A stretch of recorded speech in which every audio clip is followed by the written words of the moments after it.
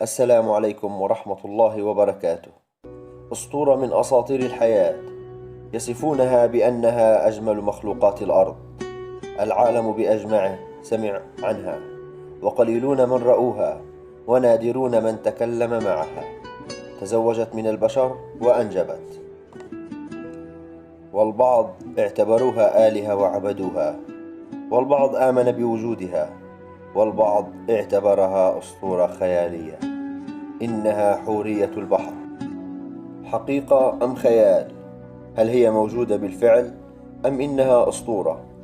هذا ما سنعرفه اليوم في سياق هذه الحلقة. يرجى الاشتراك بالقناة والإعجاب بالفيديو وتفعيل جرس التنبيهات.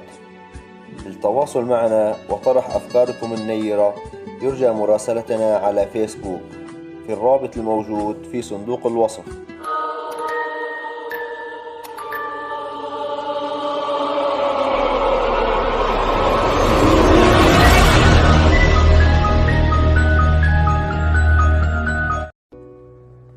ظهرت أول قصص حوريات البحر عام 1000 قبل الميلاد، عندما أحبت الآلهة أتارجاتيس أم الملكة الآشورية سميراميس أحد البشر، ثم قتلته بغير قصد، فخجلت من فعلتها وألقت بنفسها في البحيرة لتصبح على شكل سمكة، لكن المياه لم تخف جمالها الإلهي، فأخذت صورة حورية البحر، إنسان من فوق وسمكة من تحت ذلك. وفي قصص العرب يتضمن كتاب ألف ليلة وليلة بعض الحكايات عن أناس بحريين مثل جلنار بنت البحر. تختلف تلك المخلوقات عن الحوريات البحرية بأنها كالبشر العاديين الأرضيين، لكنهم حسب ما ورد في القصة قادرون على التنفس والعيش تحت الماء، بالإضافة إلى التزوج مع البشر العاديين.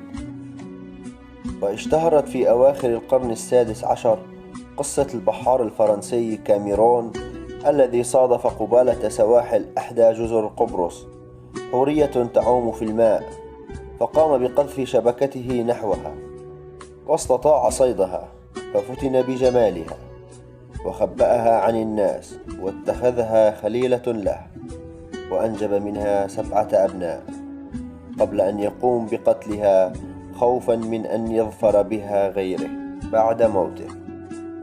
وتوجد بعض الادعاءات المتفرقة في العالم برؤية حوريات البحر، مثل جاوا في كولومبيا البريطانية، فيوجد تقريران كنديان من منطقتي فانكوفر وفيكتوريا، إحداهما في بين عامي 1870 و 1890، والآخر في عام 1967.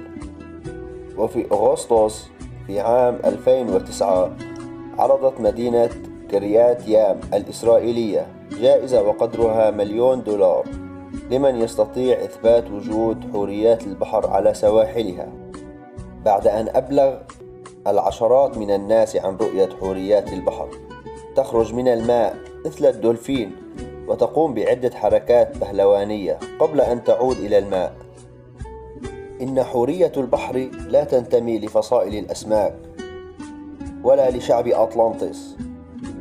هذا اعتقاد خاطئ رغم شيوعه لدى الكثيرين، ولكن نظرا لعدم قدرة عقولنا نحن البشر على فهم غموضها أو تقبله، قمنا بصورة تلقائية بحتة بتصديق كل ما قرأناه أو سمعناه بالأساطير والروايات على مر العصور والزمان، مما تسبب في تحريف الحقيقة والواقع إلى أساطير يسهل على العقل البشري تصديقها، ظنا منه خلق الله لأحد المخلوقات البحرية التي تجمع بين صفات السمك والبشر بنصفين، جسدها السفلي والعلوي.